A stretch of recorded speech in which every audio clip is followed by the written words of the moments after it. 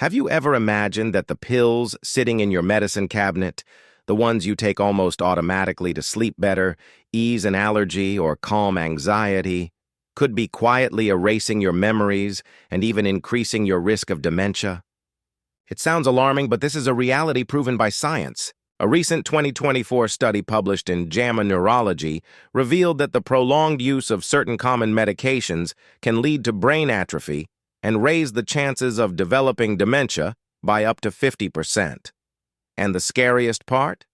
Many of these drugs are sold over the counter and have been used for years by millions of people without them having the slightest idea of the danger. In this video, you'll discover the 5 groups of medications most dangerous to your brain and learn about the anticholinergic cognitive burden scale, a medical tool used to measure the impact these drugs have on your mental health.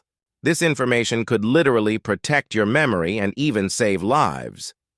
Before we continue, I want you to answer in the comments, do you or someone you know regularly take medication for sleep, allergies, or anxiety? Type yes or no below, and if you want, share which medication it is. Also, hit the like button and share this video, because I'm sure many people you know have no idea about this silent risk. And listen carefully. At the end of this video, I'll reveal a very important message, something that could completely change how you take care of your health from now on. So, watch until the end. Now, to truly understand the danger, we first need to know how these medications work in your brain. And that's exactly what we'll talk about in the next chapter. The first step to protecting yourself is understanding the principle of substitution. Whenever possible, replace high anticholinergic load medications with safer options. For example, instead of using diphenhydramine for allergies, consider loratadine, which doesn't affect acetylcholine. For depression, opt for modern antidepressants that better preserve cognitive function. But here's something important. Never, under any circumstances, stop taking a medication without medical advice. Suddenly stopping a treatment can bring serious risks. The best approach is to talk to your doctor, show them a list of every medication you use, and calculate your total ACB score together. Beyond substitution, you can adopt habits that strengthen your brain and help offset risks. A diet rich in choline, found in eggs, fish, and liver, regular exercise, mental stimulation activities, and stress management techniques. And here's my final invitation. Take your medication list, review it carefully, and bring it to your doctor.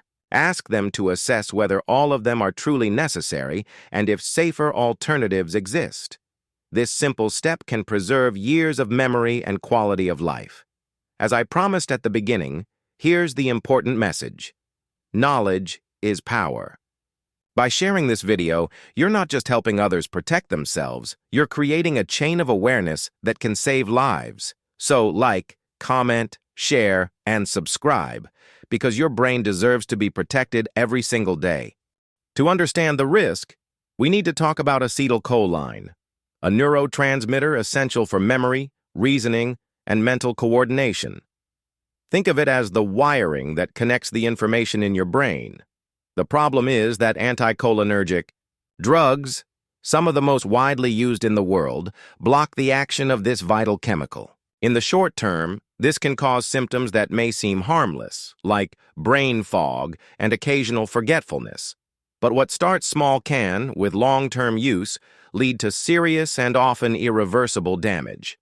Research shows that these drugs promote inflammation in the brain, encourage the buildup of beta-amyloid plaques, a hallmark of Alzheimer's, and harm blood circulation in brain vessels, increasing the risk of vascular dementia.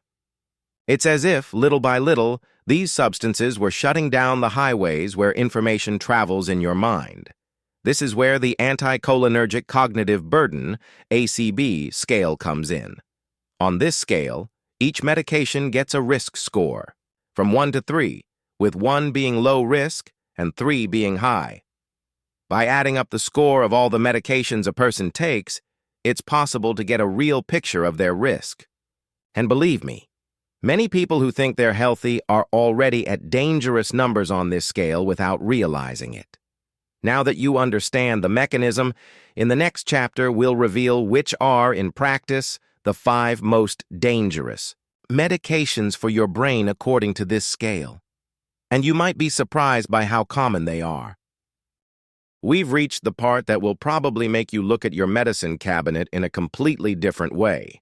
In 5th place are medications for urinary incontinence, such as oxybutynin, which has an ACB score of 3, high risk.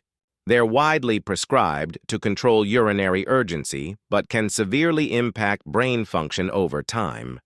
In 4th place are antispasmodics, such as Buscopan, R, scopolamine, which has a score of 1 but is often used repeatedly, leading to a buildup of anticholinergic load. In 3rd place is a group many people know well, tricyclic antidepressants, such as amitriptyline, with a score of 3. They're old and effective for some conditions but highly harmful to memory. In 2nd place are muscle relaxants, such as cyclobenzaprine, also with a score of 3, used for pain and muscle tension, but capable of shutting off acetylcholine in concerning ways.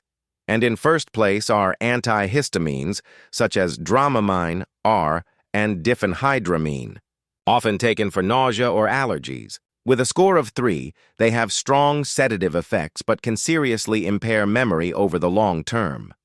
The good news is there are safer alternatives. For overactive bladder, mirabegron; for cramps, peppermint oil; for depression, modern antidepressants, like sertraline; and for allergies, medications like loratadine.